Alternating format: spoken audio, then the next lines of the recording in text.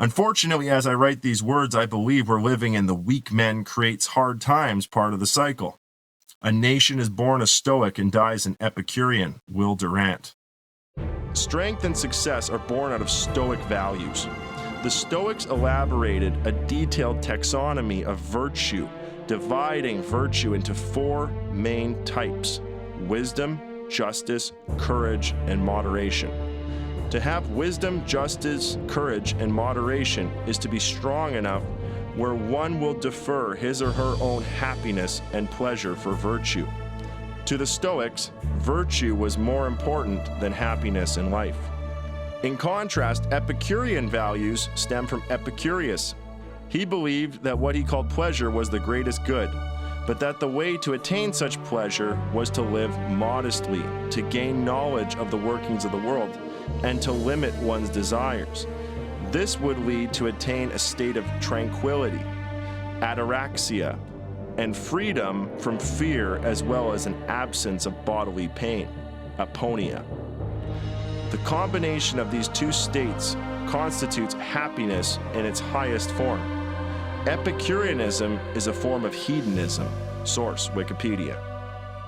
When pleasure, personal happiness, limited desire, modest living, knowledge without action, tranquility, absence of bodily pain, and hedonism take over, a weak man is born. As a millennial, I can say that my generation is certainly Epicurean in nature. We are indeed living in a time of weak men who create hard times. Today's young man is between 20 and 30, drowning in pleasure through video games and pornography.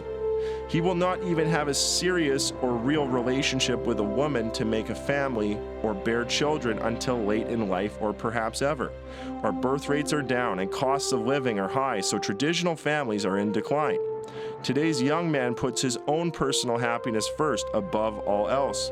He has limited desire and ambition. In effect, he must live modestly.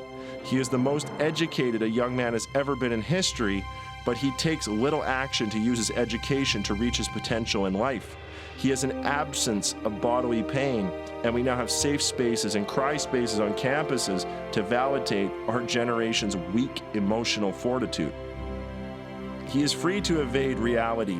He is free to unfocus his mind and stumble blindly down any road he pleases, but not free to avoid the abyss he refuses to see. Ayn Rand.